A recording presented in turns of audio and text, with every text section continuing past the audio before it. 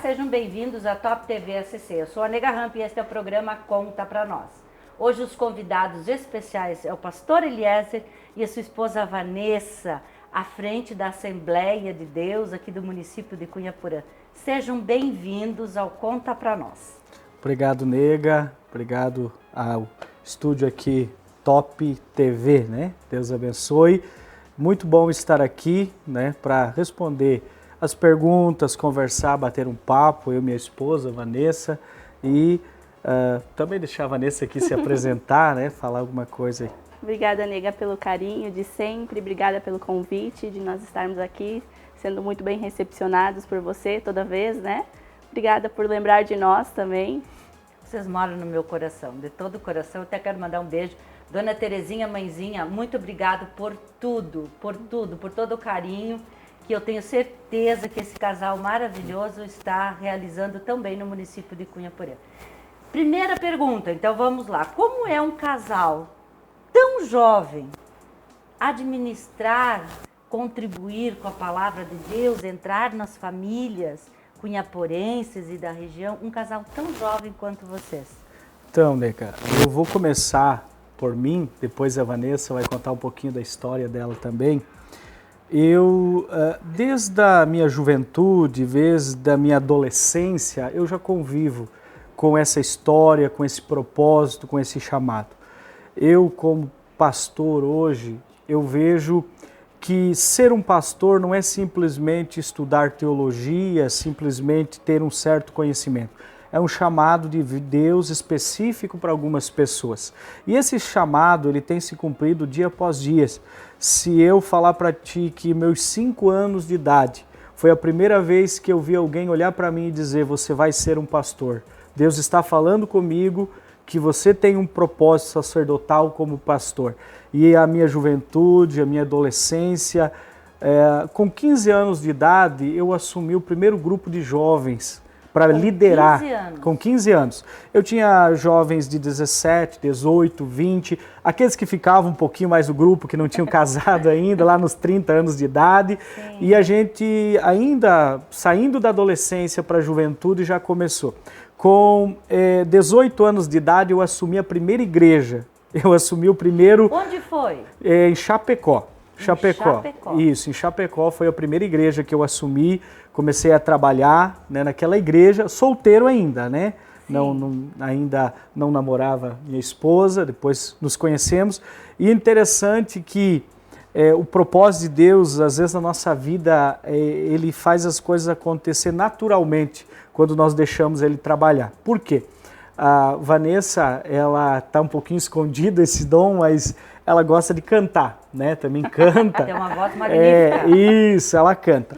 E um dia eu já estava ministrando a palavra, tinha 19 anos de idade, se não me engano, 19 para 20 anos de idade. Eu fui até um retiro de jovens para ministrar a palavra. Eu fui até lá para pregar para aquele grupo de jovens que estava lá e, consequentemente, a Vanessa estava lá para cantar, né? Junto com um grupo lá para adorar, louvar. E nós nos conhecemos nesse dia. Nós nos conhecemos nesse dia. Tanto que eu morei em Balneário Camboriú no ano de 2008, quando deu aquela enchente terrível lá, que alagou toda a cidade. Foi ali que eu voltei para Chapecó nessa época, fui morar para lá. E a Vanessa estava morando em Itajaí. Então isso são 10 quilômetros entre Balneário Camboriú e Itajaí, ali de BR-101. Mas nós mesmos, ela congregando na Assembleia de Deus Itajaí, ou Assembleia de Deus Balneário, nunca nos vimos, nunca nos conhecemos. E eu voltei por causa da enchente, perdemos tudo lá onde estávamos, no bairro dos Municípios, em Balneário Camboriú. E pastor Justino, né, meu sogro, ele foi transferido para Chapecó para estar trabalhando em Chapecó, na Igreja Assembleia de Deus de Chapecó, como auxiliar.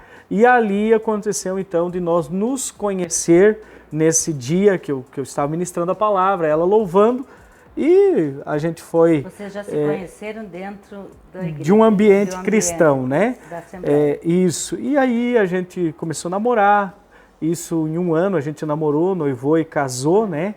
A gente nos conheceu em 2000 e... Fala aí, 9. minha esposa, 2009. Não dá para errar, né, nessas datas, Vai, porque senão dá problema. Passa a vez para ela. Em 2009 e final de 2010 nós casamos. 23 de dezembro de 2010. Essa eu não erro, viu? Essa tu não erra. E aí são hoje quase 13 anos. Quase 13 anos de casamento. Quando um filho abençoado. Para você, só finalizando essa história, quando a gente casou, então a minha família era proprietária de um pequeno mercado em Chapecó. Não era um mercado muito grande, não, um pequeno mercado. E eu recebi como herança do meu pai, da minha mãe, dizendo: ó, Eliezer, eu vou entregar para você esse mercado, para você, para a Vanessa, vocês estão casando agora, e vocês vão fazer futuro, vão trabalhar nesse mercado, vão conquistar, fazer a parte financeira de vocês. E a gente começou a trabalhar naquele mercado, sonhar, porque um casal novo sonha com a casa, com propósitos novos. Ao lado desse mercado a gente tinha mais um terreno, eu e a Vanessa começamos a sonhar um mercado 2 vezes maior do que esse, né? E construímos até um barracão na época, começamos nesses 2 anos a projetar a nossa vida financeira, mas dentro desses 2 anos, a gente sempre ouvindo profecias, pessoas da parte de Deus dizendo: olha, vocês têm um chamado pastoral, vocês têm um chamado para ser um pastor um dia, se prepara para esse propósito. E até que nesses 2 anos inicial a gente trabalhou nessa parte financeira, fazendo algumas coisas para a gente, e veio sim aí essa proposta no ano de 2012, final de 2012, veio essa proposta, se eu não me engano, novembro, né? Novembro de 2012. Olha, pastor Justino, meu sogro, ia assumir um campo. Em Chapecó ele era auxiliar de um pastor presidente.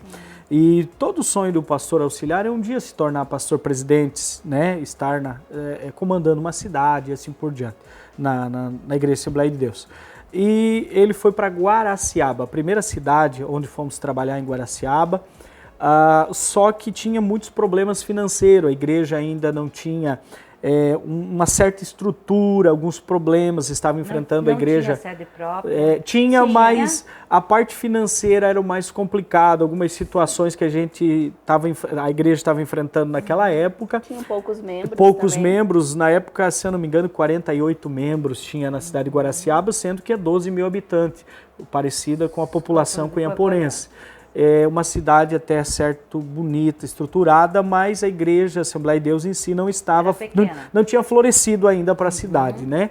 E a proposta da época para a minha pessoa e para a Vanessa estar indo nesse propósito era R$900 por mês.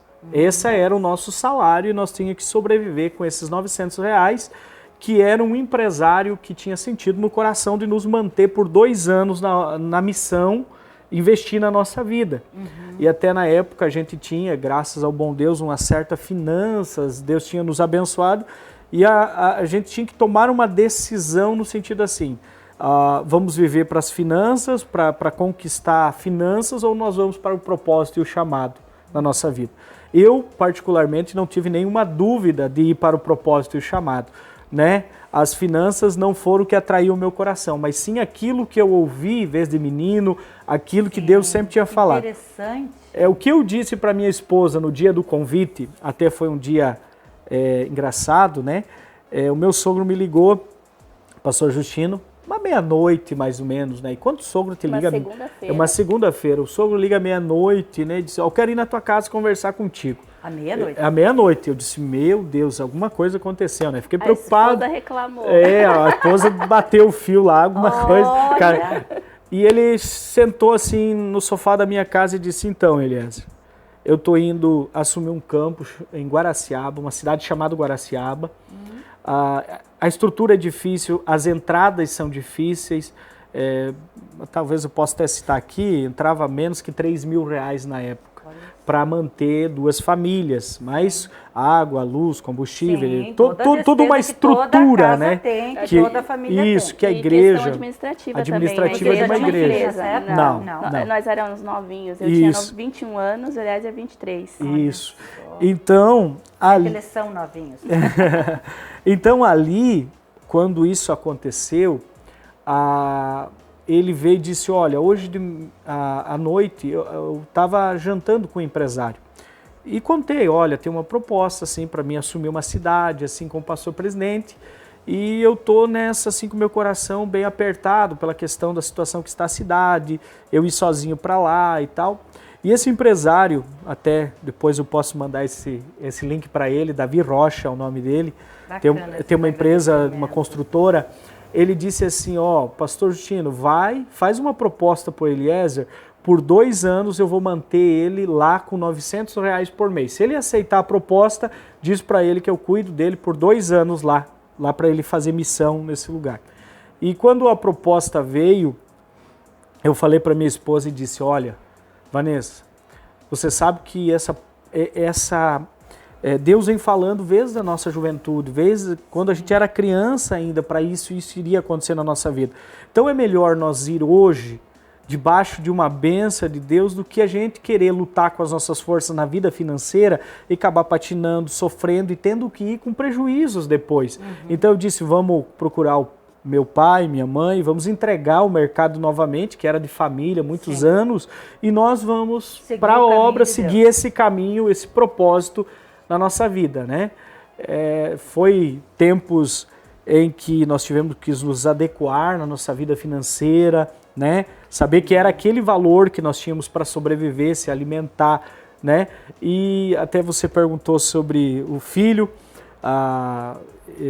Talvez fique um pouco longa essa entrevista, mas a gente vai... No caso, a pessoa que mais fala sou eu, geralmente. Né? Mas hoje... pois é, eu ia perguntar, mas conta mais. Isso. Logo que a gente estava ali, eu creio, no ano... 4 anos, 2 anos, a Vanessa, né, engravidou, a gente ia ter o primeiro filho, e com 3 para 4 meses a Vanessa perdeu esse primeiro filho que a gente tinha, né?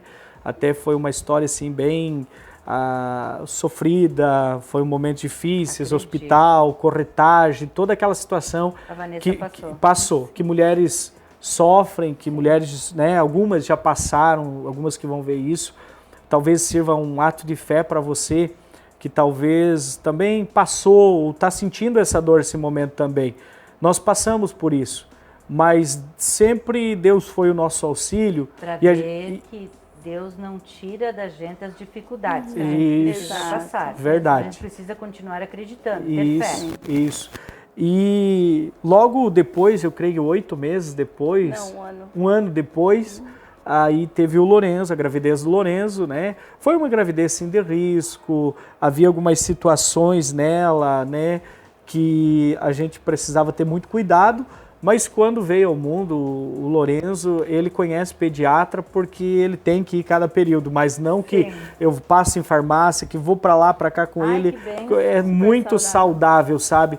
Então talvez se alguém que vai assistir essa entrevista passou, esteja passando, acredite. Logo vai chegar o tempo de Deus para a tua vida, para a vida dessa pessoa também, e Deus vai presentear com uma linda criança e vai servir de bênção, como o Lorenzo tem servido para nós, né?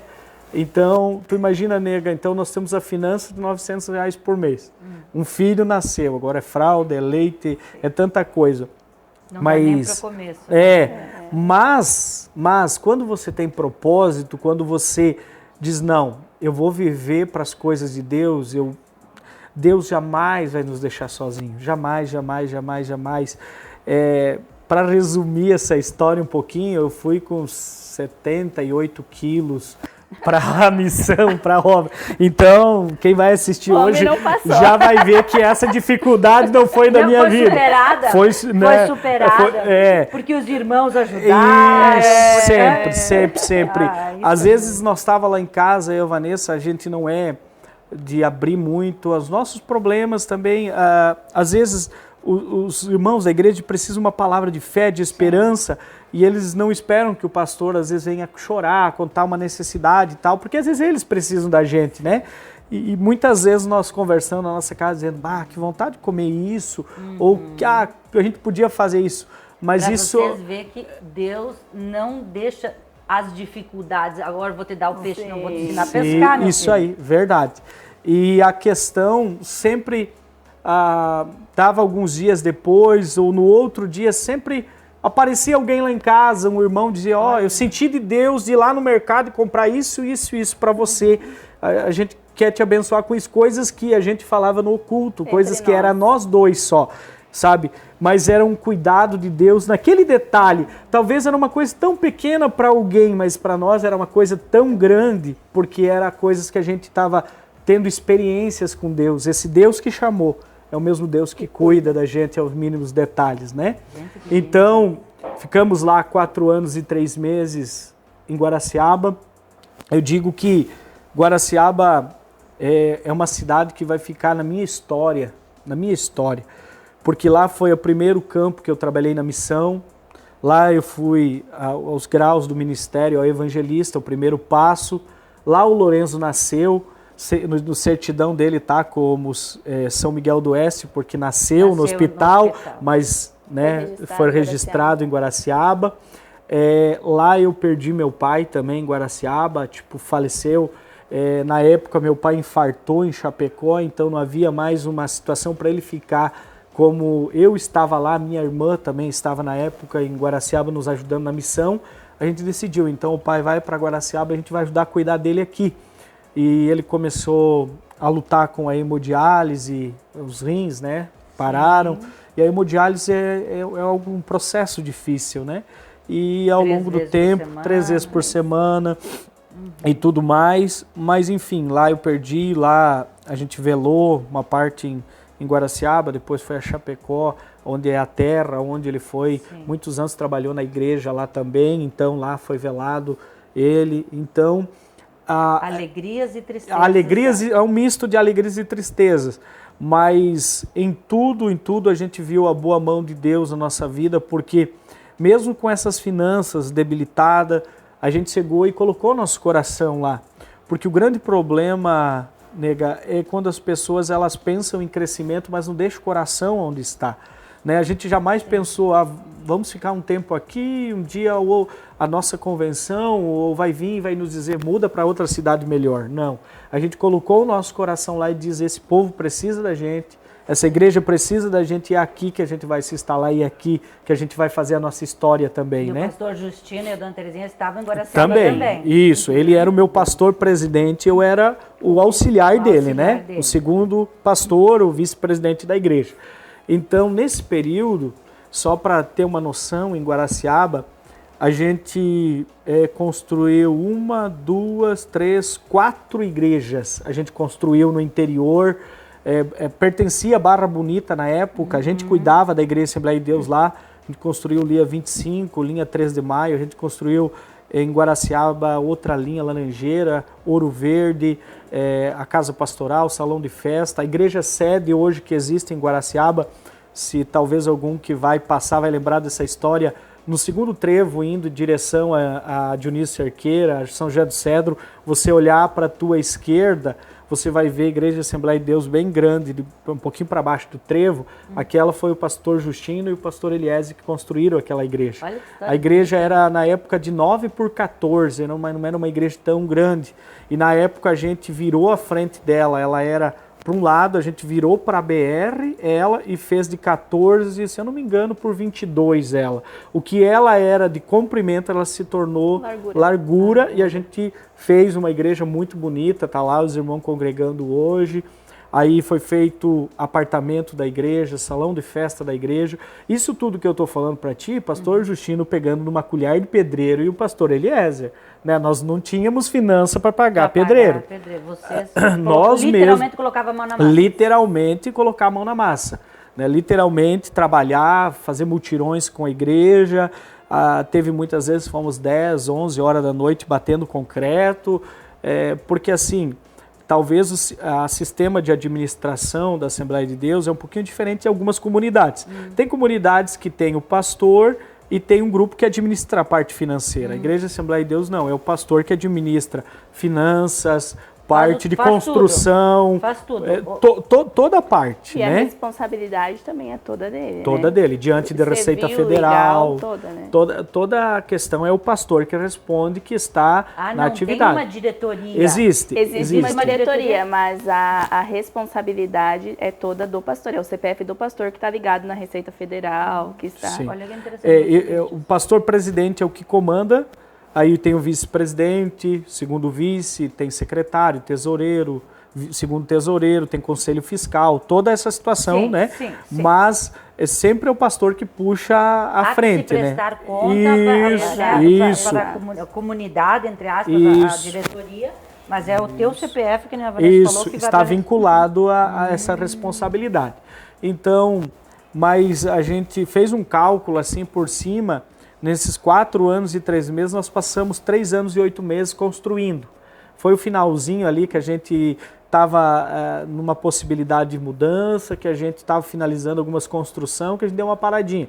Mas sempre teve com a mão na colher, sempre trabalhando, sempre feliz, Deus cuidando de nós, até que surgiu a oportunidade ou o convite na época do pastor presidente à época da convenção, destinando e pedindo para o pastor Justino, você deseja ir a Cunhaporã substituir pastor Antônio Bortoncello, que hoje é o pastor presidente, era na época, né? Lá e tal, explicou a situação da igreja aqui e nós, né, oramos e pedimos um direcionamento de Deus, que nem sempre, nega, estar no melhor lugar é estar debaixo de um propósito de Deus, né? Às vezes tem pessoas que acham que quanto maior, quanto mais poder tiver, mais ele vai ser reconhecido. Não. Eu acho que o melhor lugar para nós estar é na direção de Deus. O melhor lugar, não existe, né? Nós vemos que quando Jesus ele foi para um jejum, ele foi para o meio do deserto e ali ele teve várias experiências. Mas quem levou ele no pináculo do centro foi o Satanás, que disse, se tu me adorares, eu te dou tudo isso. Talvez nem sempre quem te leva lá no alto, talvez seja Deus. Às vezes Deus te prova, muitas vezes no deserto, te leva a situações, mas tudo isso é uma escola. Desafia mesmo, né? São escola de Deus para a tua vida, né? E foi aceitado na época, então, esse propósito, dia 26 de fevereiro de 2017. Nós assumimos a Igreja Assembleia de Deus de Cunhaporã, né? Isso faz quase 7 anos, vai fazer 6 anos e meio, mais ou menos, hoje está fazendo. E trabalhamos aqui, quando chegamos, tinha o desafio da construção. Eliezer, é você lá com a mão na massa mesmo, você e o pastor Justino. Isso, tinha o desafio, o pastor Antônio, o pastor Edson Bortoncello, que estava na época, homens de Deus, que iniciaram um projeto lindo, audacioso, um projeto muito lindo para essa cidade, de construir essa igreja nova, né? Quando chegamos, a igreja estava congregando no porão, né, na parte de baixo da igreja, e tinha o desafio de terminar a parte de cima, né, a parte onde hoje estamos congregando. Mas quando chegamos aqui, vemos outra situação que precisava um pouquinho mais de urgência, né? Bairro Kempfer. Nós temos uma congregação no bairro Kempfer, né? E quando chegamos aqui, era uma igreja de madeira, né? Há alguns anos, um pouquinho debilitada já, algumas situações que nos preocupou, né? Quando eu creio que tinha 30, 40 anos aquela construção, até um pouco mais, para não exagerar, e a gente viu que talvez precisaria começar. Estamos congregando no porão? Estamos, mas está seguro, está 100%. E lá a gente viu que é uma necessidade. Então, nos 3 primeiros meses de presidência em Cunhaporã, a gente derrubou a igreja do bairro Kempfer e construiu uma igreja nova, lá no bairro Kempfer. Eliezer e pastor Justino, Eliezer. E os irmãos Eliezer, que vieram de Chapecó, que são cantores, eles vieram construir. Vieram ajudar, e outros irmãos aqui que se disponibilizaram também, mutirão, a igreja. Nesses primeiros 3 meses, então, derrubamos essa do bairro Kempfer, construímos uma nova e já tinha ali pronto. Agora vamos começar a pensar a sede. Aí, porque o custo dessa igreja ela é muito mais alto, né? Então, quando você pensa toda a parte estrutural, elétrica, esgoto, você pensa em porcelanato, forro, cadeira, som, acústica, vidros, é algo assim que assusta, né? Mas é aquilo que eu digo, a gente precisa ter fé. E aquilo que tu falou, tomar o primeiro passo, fazer a tua parte, porque Deus vai te abençoar e vai te cuidar no demais, né? Então nós acabamos pensando, projetando, olhando as nossas finanças, vendo como poderia melhorar ela para a gente chegar ao objetivo da construção. Você saiu das finanças, mas as finanças não saíram de você. Não, sempre, sempre. Aliás, é administrador. Essa parte financeira sempre foi comigo nesse período que eu estive junto com o pastor Justino. Claro, nunca tomando decisões sozinho, sempre respeitando o meu pastor presidente e sempre a gente trabalhando nessa questão. Mas para resumir, 11 meses depois que estávamos aqui, nós estávamos inaugurando a igreja sede também. Já inaugurando ela. Isso com um investimento de 200 a 300 mil reais, mais ou menos, poltronas, ar-condicionado. Como você vê ela que ela está hoje, aquela frente de vidro, né, toda a lateral dos vidros, galeria, né, muita coisa, enfim. No final ali, eu creio que foi mais ou menos entre 200 a 300 mil reais. É dinheiro, né? É dinheiro. Isso nesses 11 meses, né? Mas foi um ato de fé também nosso, porque muitas pessoas abraçaram e disseram, não, conta comigo, seja um saco de cimento, um metro de areia. Isso é importantíssimo. Sempre, cada um fez um pouquinho, mas quando chegou no final, que a gente sabia que a gente precisava finalizar, a gente fez uma projeção das nossas finanças para mais ou menos um ano e meio terminar de pagar ela. Parcelamos cadeiras, um valor, ar-condicionado outro, e fomos trabalhando isso, né? E fomos pagando, mas pela bondade e misericórdia de Deus, eu creio que foi janeiro de 2018, a gente inaugurou a igreja sede, a gente chegou em fevereiro, 11 meses depois fevereiro de 2017 e janeiro de 2018 nós estávamos inaugurando a igreja. A gente, até dezembro a gente finalizou, a gente tinha até o meio do outro ano parcelas e tal, e graças a Deus pessoas foram abraçando a causa, a igreja foi crescendo também, né? Sim. Porque quando ela teve um crescimento isso, né, bem significativo, sim. Então ela foi crescendo a igreja e as finanças foram melhorando junto com isso, né? E tudo acariou e a gente conseguiu, graças a Deus, quitar, resolver. Então, graças ao bom Deus, depois dali só deslanchou, como tu falou, veio pessoas novas, a gente conseguiu abraçar, ajudar muitas famílias, muitos lares. A gente é responsável também pela igreja no Cunhataí, né? Essa cidade do Cunhataí pertence a Cunhaporã. Como funciona, nega? Quando uma cidade ela não tem a condição momentânea de ter um pastor presidente para cuidar, a cidade vizinha vai cuidar. O dia que talvez ela tenha uma quantidade de membros que consiga manter financeiramente aquele lugar, vai se destinar um pastor presidente para aquele lugar. Vocês cuidarem de Cunhaporã, vocês cuidam de Cunhataí também. A gente tem pessoas voluntárias nos ajudando lá, dirigindo, né, lá. Mas como pastor presidente também é minha responsabilidade o Cunhataí. Hoje vocês são o casal pastor presidente, a pastora pastora? Pastora, né? Pastora presidente da comunidade de Cunhaporã. Isso. Vanessa, como é? Então, deixa eu falar agora, né? Porque quem me conhece sabe, quem fala mais geralmente sou eu. Não, mas eu combinei com o Elias. Já estava, eu disse, fala você. Tá bom. Não, eu quero falar um pouquinho sobre essa questão do chamado, porque é muito interessante. Eu sou filha de pastor, eu cresci nesse meio, né? Então, vendo meu pai pastorear a vida toda, cuidar de igreja, cuidar de pessoas, e a gente sempre morou em cidades grandes. Então, a gente morava em Jaraguá do Sul, Itajaí, depois Chapecó, sempre cuidou de igrejas grandes, e eu sempre cresci assim. Mas é interessante que Deus sempre falou também que havia um propósito na minha vida, que tinha um chamado na minha vida, mas eu nunca olhei com essa mesma perspectiva para o que Deus falava para mim do que como o Eliezer olhou. Desde a primeira mensagem, quando ele tinha 5, 6 anos, né? Ele criou uma expectativa no coração dele daquilo que Deus falou, que ele seria um pastor. Então ele colocou aquilo como a perspectiva da vida dele. Eu serei um pastor porque Deus já determinou que eu serei. E para ele viver esse chamado foi mais fácil, porque a expectativa dele já era essa. E a sua? E a minha não.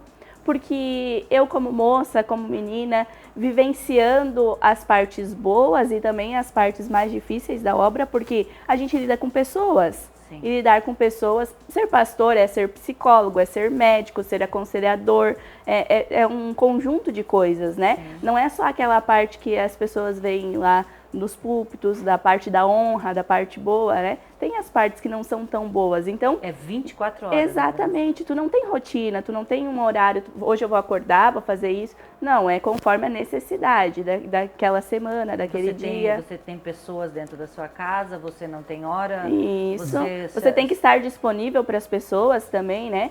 E realmente não é por algo que você, tipo assim... Ai, porque eu almejo fazer isso. Muitas pessoas almejam, mas quando elas vão vivenciar isso e veem que não é aquilo que elas pensavam, elas desistem. Então, é por um chamado, é por um propósito maior, é por algo maior. Sabe? Não é por aquilo que a gente deseja ou por aquilo que a gente é, mas aquilo que o Senhor já determinou sobre as nossas vidas. Então, eu cresci nesse ambiente, vendo os meus pais, aí os meus irmãos. Eu era pequena, então eu sempre vendo assim... Vocês são em quantos irmãos? Três irmãos. Eu sou a única menina e a mais nova da família. Olha só. E os outros são pastores? Não. Os meus irmãos, eles moram em Jaraguá do Sul, têm as famílias deles, né? Tem mas eles exatamente, eles servem a Deus também, mas eles não são pastores, não. E como filha de pastor, existe muito aquele dizerzinho que filho de pastor não é pastorzinho. Então, assim, a gente acaba não criando isso, essa né? expectativa. Isso, sabe? É algo que vai acontecendo. É algo que realmente é só por chamado mesmo. E eu realmente não criei essa expectativa. Eu sonhava realmente em casar, formar família, mas nunca pensei nisso. E para viver esse propósito, para mim, foi um pouco mais difícil, porque eu já não...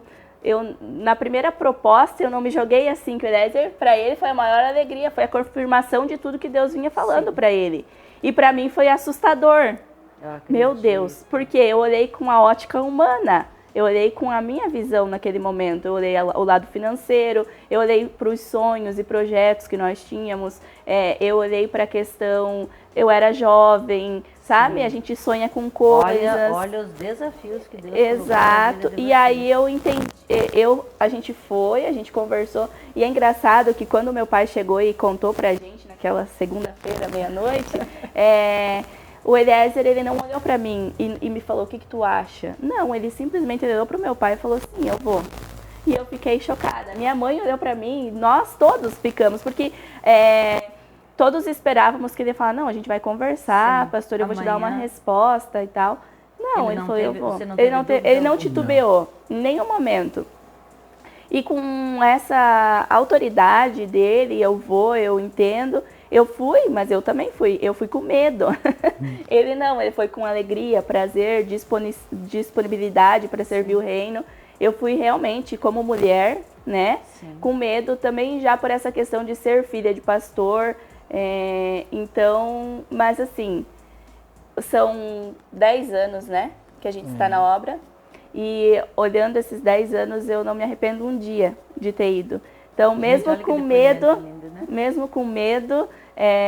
Deus cuidou de tudo, Deus providenciou, Deus nos deu estratégia, sabedoria, Ele vai nos moldando, né? E aí a gente vai... Hoje eu consigo relembrar todas as promessas que Deus tinha feito, todas as palavras que Deus tinha falado sobre a minha vida, entendendo que era o propósito, que era o tempo. E eu penso hoje, eu não sei o que eu teria feito, aonde eu teria chegado se eu não tivesse dito sim para a vontade de Deus. Então realizada. É uma alegria servir a Deus, servir ao reino, servir as pessoas. É muito prazeroso. É só quem vive, faz isso, que entende o propósito, a vontade de Deus. Isso é grandioso, escutar esses depoimentos, escutar essa grandiosidade, porque, que nem você falou, as pessoas não vêm só te trazer boas alegrias, vêm compartilhar, principalmente problemas. Verdade. Principalmente problemas. Vem agradecer, sim, mas principalmente o dia a dia das pessoas, ele é dolorido, ele é sofrido, ele é corrido. Nem todas as famílias têm a mesma bênção. Às vezes tem um filho alcoólatra, ou um pai Exato. alcoólatra, um filho drogado, alguma coisa nesse sentido. E eu até gostaria de abranger com vocês, conversando assim abertamente, as pessoas vêm e confessam para vocês, olha, eu estou com este problema, esta confiança que vocês passam para os seus fiéis, é uma troca? É isso aí.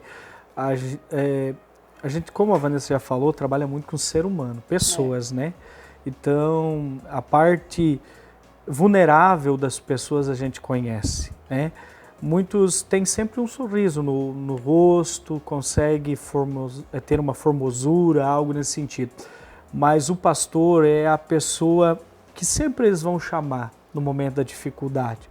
Momento de uma discussão no casal, que precisa de um aconselhamento. Momento que eles descobrem uma situação de um filho que precisa de ajuda.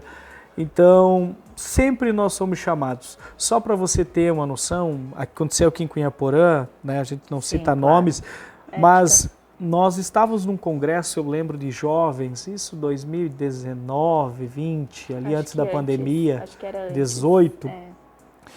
E nós finalizamos o congresso, trabalho lindo, cheio de pessoas, foi fantástico. E a gente despediu o pregador, deu tchau para ele e tal. Era uma meia-noite e pouco, 1h da manhã, eu e Vanessa fomos deitar. Eu morava na casa pastoral, atrás da igreja. E de repente, era 1h e pouco da manhã, um carro veio disparada lá na parte de trás, freou, assim, até porque não é rua, eu moro bem afastado da rua, é lá embaixo. É pátio mesmo. É pátio, né?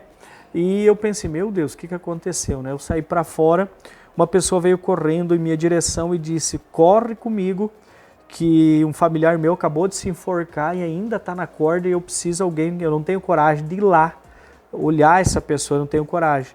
E aí, no mesmo momento, eu já liguei para o pastor Justino, entramos dentro do carro, fomos até a casa e nós chegamos lá pela misericórdia, graça de Deus, a esposa, mesmo sendo bem mais leve do que ele com peso bem maior, conseguiu cortar a corda, conseguiu tirar. Mas tu imagina você aquela madrugada, né?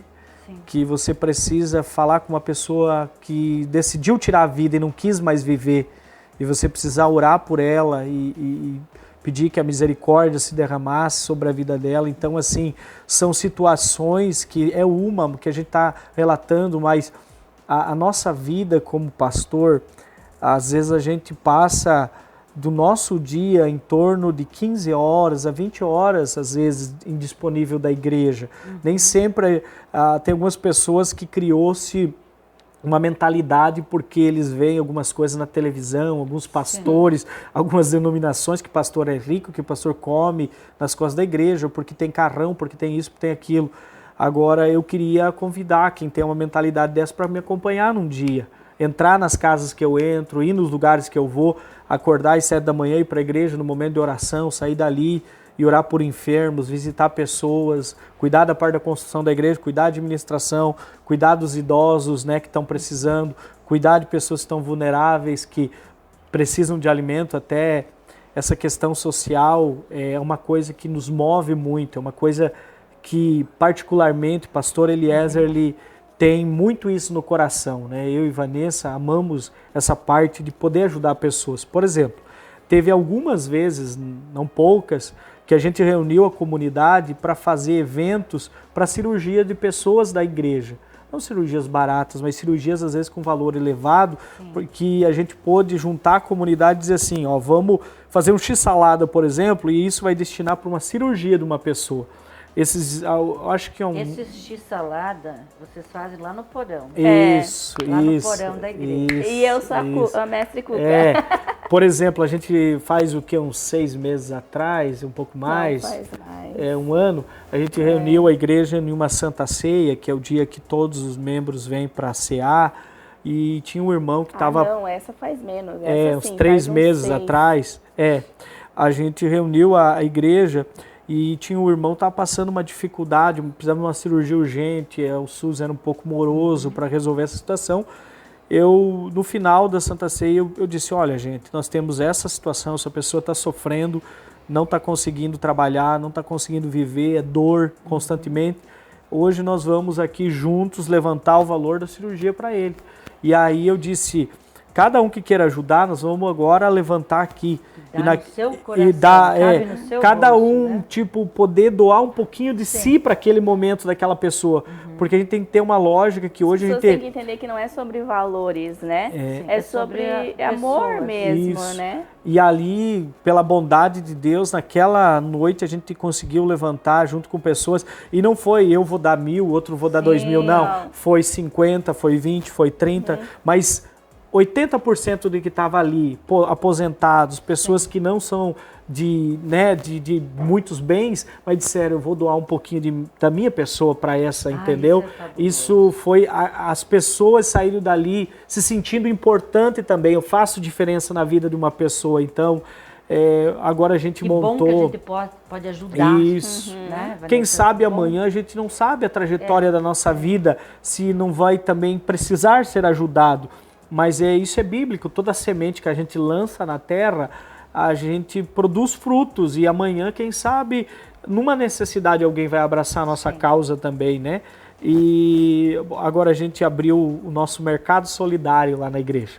Como funciona? Então, Mercado solidário, né? Foi uma ideia que foi trazida pela família Clô para nós também, né? Foi aprimorada, Sandro, Carita, família. E funciona da seguinte forma, a gente tem uma sala na casa pastoral que a gente fez algumas partilheiras e lá a gente tem colocado alimentos e o que a igreja traz, o que as pessoas querem doar, ajudar, cada um com a sua disponibilidade para ajudar, a gente faz de que forma?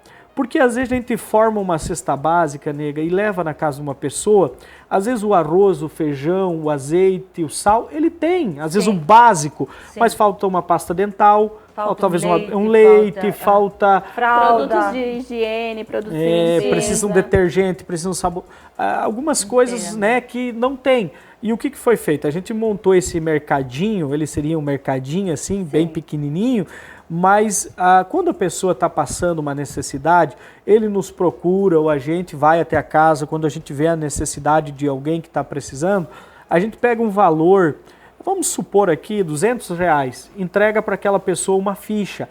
Ela vai até esse mercado e ela tem esse valor para comprar. Tudo lá tem preço, todas elas têm etiqueta e valor. Então a pessoa vai comprar aquilo que está precisando, comprar de uma forma fictícia, é doação, mas ela faz uma compra dentro do valor. Porque senão você vai botar um valor e não tem valor dos preços. Talvez alguém vai levar muita coisa, o outro vai ficar pouco para o outro, então você controla e pode ajudar um, pode ajudar outro. Às vezes eu preciso de dois itens daquele, né? Às vezes tá a parte primária, feijão, arroz, talvez já tem, mas tá me faltando a parte de limpeza, a parte higiênica, e a gente vê que essa estratégia foi algo assim que foi da parte de Deus mesmo, porque a procura das pessoas geralmente é por essas coisas improváveis, produtos de limpeza, produtos de higiene, a bolachinha, o todinho para criança, sabe? Essas coisinhas mesmo. Então é bem importante, todo mundo sai com aquilo que precisava e a gente também fica feliz em poder contribuir, né? Então é o momento da pessoa, a pessoa vai lá, ela mesma procura, ela mesma... ela tem aquela responsabilidade. A gente não fica junto ali dentro da salinha. Ela fica à vontade para pegar, guardar. E a questão é tão legal que move, tem pessoas que chegam lá e dizem, pastor, eu estou precisando disso e disso, mas tem um porém, eu plantei 20 pés de mandioca lá e eu vou tirar, vou descascar e vou trazer para o mercado também. Então a gente tem também um freezer da igreja que tem pessoas que traz mandioca, traz carne, a gente deixa ali e o momento, claro, a pessoa primeiro pega a parte, né, do mercado e a gente diz, você precisa de mandioca, você precisa de carne, a gente tem lá no freezer também, vai separar tantos quilos, tanto assim para você. Então a gente consegue ajudar e as pessoas também ajudar esse espaço. Então é uma coisa assim... a gente tem atendido 15, 20 famílias, mais, às vezes mensal. Isso tudo é vocês dois que... hoje a gente tem a família Clô, então, o Sandra, a Carita, que eles têm a Jo, Mateus. Então eles cuidam pra gente, tipo, às vezes a gente tá lá no interior e alguém ligou, precisa. Então a gente fala, Carita, pode atender uma pessoa a tal horário, às vezes eles saem depois do serviço, vão lá. Parabéns pra família Clô, muito obrigada. E foi da parte de Deus, assim, sabe? A gente fica muito feliz com essas estratégias que o Senhor dá, né? A gente sempre fez assistência social na igreja, mas era aquela coisa da cesta básica, a gente via uma necessidade, alguém procurava a gente montava a cesta básica, levava, e essa parte do mercado, então, tem surpreendido, assim. Eu tenho visto que a Assembleia de Deus, ela tem eu vou usar a palavra contribuição, dos jovens. Como a Assembleia de Deus conseguiu trazer tantos jovens para a igreja? A nossa igreja, na verdade, ela tem uma base, ela tem uma raiz, né? E o nosso grupo de jovens sempre foi muito forte. Ontem a gente estava conversando sobre isso, sobre questão cultural. A gente vê que dentro da própria Santa Catarina, que é onde a gente se criou, onde eu passei minha infância, adolescência e juventude, o Eliezer também, é muito diferente por causa das localidades. Então, eu me criei lá no litoral, então o grupo de jovens lá sempre foi muito forte, foi algo que a igreja sempre investiu. A igreja, a Assembleia de Deus, ela tem todos os departamentos, ela tem o departamento infantil, departamento de adolescente, departamento de jovens, departamento de mulheres, hoje ela está investindo muito na questão do departamento de casais, mas é uma base que já vem de muitos anos. Na nossa região, então, aqui em Cunhaporã, os nossos jovens ele vem crescendo de uns 7 anos, 8 anos para cá, né? E que eles têm se destacando. Essa questão, eles vão para a praça, fazem cultos, e a gente tem visto muitos ministérios sendo aflorados no meio dos jovens, sabe? Hoje a gente tem uma galera, inclusive um abraço dos nossos jovens ali da Igreja Assembleia de Deus, que eles surpreendem a gente, sabe? Eles estão sempre disponíveis, eles estão sempre dispostos. A gente fala, gente, nós precisamos limpar a igreja. Os jovens que estão lá. Nós precisamos fazer... Eles foram pintar uma casa, né, para uma senhora, uma assistência social. Os jovens, eles estão disponíveis, estão trabalhando. Estão presentes. Isso. Os nossos jovens aqui na nossa igreja, eles são muito presentes e eles amam servir ao reino, servir as pessoas, e isso vai angariando mais pessoas, isso vai trazendo essa mesma dúvida tua, tipo, peraí, o que tem lá, o que está acontecendo, Exatamente. sabe? Eles querem participar, eles querem fazer, eles têm o coração voltado para isso. Vocês têm coral, vocês têm música, vocês têm o grupo de mulheres, que no Dia da Mulher, eu sei que vocês fazem algo especial. Sim. Que mais? Adolescentes. Que nossos adolescentes também, eles estão... Nós temos um grupo de mais ou menos uns 30 adolescentes. Por aí. E assim, os encontros deles são quinzenais. E também os adolescentes assim, em movimento, sabe? Estudando a palavra, nativa. Eu vejo assim, nega, que a gente tem que preparar em uma sequência de um cidadão. A gente não pode deixar vago um espaço de tempo dele, porque assim, as crianças que vêm para a nossa igreja, é até bonito de ver, até te deixar o convite, a hora que puder estar com a gente tem um momento da oração pelas crianças que eles vão descer para o cultinho deles. Eles têm um cultinho particular, né? Então, vem 15, 20, na linguagem deles, com figurinhas, tudo mais, professoras ali contando. Então, o quê? Quem chegar primeiro conquista o coração da criança. Então essa historinha do Moisés, do Davi, essa historinha bíblicas, histórias bíblicas vão no coração dele. Ele vai crescendo ouvindo isso, vai chegar um período que ele vai passar para o adolescente. Então nós precisamos começar a trabalhar, porque é um período que começa a dar a chave, eu não sou mais criança, eu já estou indo para um lado de ser adulto. Começa aquele, agora... algumas dúvidas, alguns pensamentos, alguns influenciadores que às vezes trazem pensamentos para a nossa geração que às vezes não frutifica, e nós precisamos blindar a mente deles para isso. Então nós precisamos ter a palavra de Deus, o ensinamento, ensinar eles a trabalhar com a internet no sentido do que eles estão vivenciando. Então quando tu leva uma criança, já tem no coração, tu consegue trabalhar o adolescente, logo tu vai ter um jovem, os anos vão passar. E depois que a gente trabalha esses jovens, então ele já começou no cultinho. Hoje ele tem 17, 18 anos, mas ele lembra do cultinho ainda. Ele lembra dos professores, lembra desse tempo. Então, isso é realidade na nossa vida, né? Eu lembro dos meus professores da Escola Bíblica Dominical e tudo mais. Tanto que hoje a igreja, a Assembleia de Deus, tem Escola Bíblica Dominical Jovem, EBD Jovem, que eles mesmos se reúnem no domingo de manhã, o grupo de jovens, tem uma lição que norteia um assunto para aquele mês que eles vão trabalhar e eles se discutem, conversam, os mais instruídos que dão a aula. Então, quando a gente prepara criança, jovem e adolescente, a gente chega no final num jovem que ele vai procurar um casamento, né? E esse casamento, então, quando se une um homem e uma mulher, vão, né, na mesma casa, então a gente tem já uma base para a vivência deles. Então, a gente consegue ter casais mais sadios, casais que entendem mais saudáveis, isso, filhos mais saudáveis. Isso, e isso é geração a geração, né?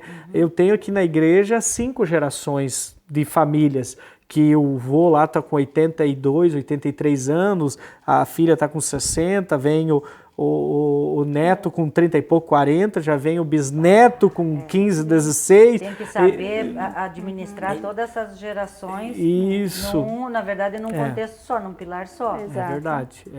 Eu queria lhe perguntar, essa viagem que vocês... É para Israel? É para Israel. É para Israel? Como é essa viagem, gente? Então. Esses são só para membros da igreja? Não. Por favor, me falem disso que estão me perguntando. Então, até um pouquinho antes de gravar, né, eu comentei para ti, a gente estava em uma reunião com alguns pastores de Chapecó e algumas pessoas daqui que a gente conseguiu se comunicar, falar sobre essa viagem.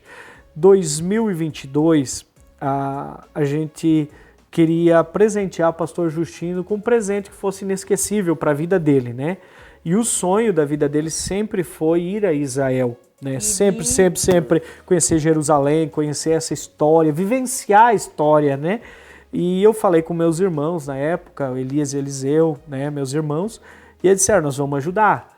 Então eles entraram com a maioria do valor da passagem na época para presentear ele, né? E a igreja entrou com mais um valor, um pouquinho menos, e a gente juntou para dar esse presente para ele no dia do aniversário dele. Então, o pastor Justino, no ano de agosto?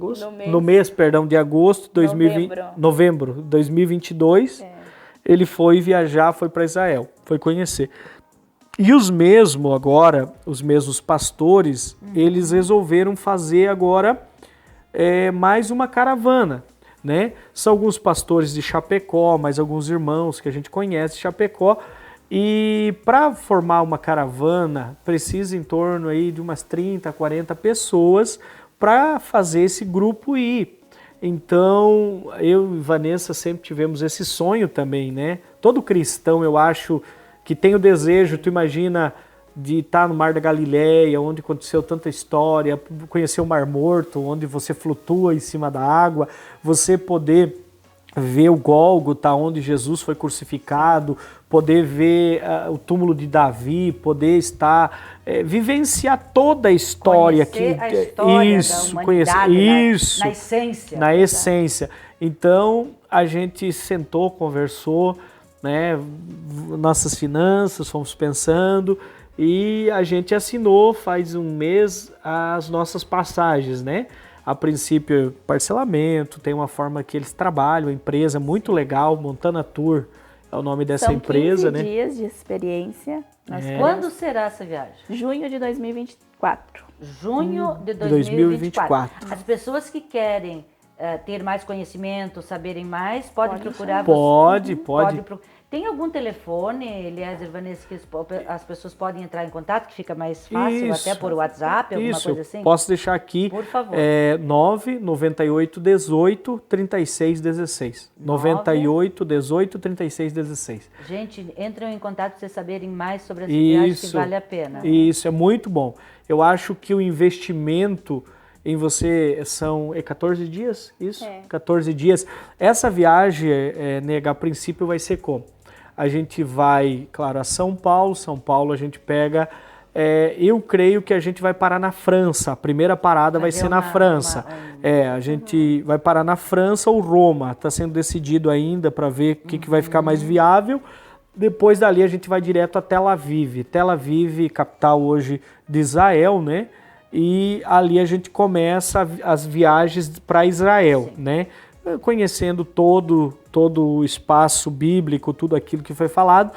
E na volta, nós voltamos à Turquia. A Turquia hoje, vou falar numa linguagem bem simples, ela é melhor que o Paraguai de compras. Ela Sim. a Turquia... É um grande comércio. Isso, a Turquia hoje ela é eu esqueci agora, libras esterlina, alguma coisa assim, o nome lá que eles usam, e é 0,18 por real. Então, ela é muito boa dentro da realidade. São coisas assim boas. Quando a gente fala de um turco, a gente fala de um comerciante, Sim, né? Aquele claro, cara é turco, né? Parece turco. Parece turco. Né? Parece turco, é a expressão que a gente usa. Então a Turquia, ela diz que é fantástico, diz quem viajou em tudo, né? Diz que tem artes, isso, tudo. 4 mil lojas, Tecidos. diz que é muito legal, muito legal. E depois dali, a gente vai para a Ásia, nós vamos fazer o quê? As 7 igrejas da Ásia Menor, que o Apocalipse fala, Sardes, Tiatira, Pérgamo. Nós vamos fazer todas as igrejas em que o Apocalipse fala, que João escreveu as 7 cartas, né? A gente vai, cada centro histórico, cada igreja primitiva que foi escrita, a gente vai fazer as 7 também. E depois a gente volta de volta. Então vai ser 14 dias conhecendo Israel. Vamos talvez passar Roma ou França, né, para a gente conhecer o Coliseu. Sim. Ou a Torre Eiffel, né, alguma coisa nesse sentido. Os pontos principais da França. Isso. E depois. Nossa, é uma viagem fantástica. E o legal. É um investimento. E o legal. É um investimento. Isso. E o legal, nega, é assim, que a gente tem, eu creio que umas 8, 10 pessoas daqui que já deram uma posição que querem ir também, sim, amigos, pessoas da igreja que querem ir junto. Então é legal que a gente não se sente sozinho, né? Claro. Eu vou num grupo, mas quem são as pessoas que vai comigo? Então a gente vai, eu, Vanessa, mais alguns irmãos. Com alguns, isso. Você quer conhecer mais a fundo alguma coisa. Isso. Então é bem legal. E a princípio, então, vai ser... Tem ainda algumas vagas, sim, abertas dentro desse grupo. Se alguém que escutar esse programa no dia de hoje quiser conhecer melhor sobre valores, sobre como que funciona, a gente está à disposição e vai ser muito legal. Eu acho que vai ser uma experiência única. Nota 10. Ai, gente, eu tô tão feliz com vocês. Como é que é? Pastor, presidente. Sim. Vocês param de me atiçar. Tu acha que eu fiz essa pergunta à toa? Gente, eu quero agradecer vocês de todo o coração. Imagina. A Top TV SC está sempre de portas abertas para a palavra de Deus, para sempre que vocês quiserem. Amém. Nós temos que agradecer também, nega, por abrir esse espaço. Muito obrigado por deixar nós contar um pouquinho da nossa história, da nossa família. E sempre que desejar, estaremos aqui com maior alegria. O próximo programa vai ser só com a Vanessa. Isso. Tá bom. Muito obrigada. Vejo vocês no próximo programa do Conta Pra Nós. Um beijo, fiquem com Deus.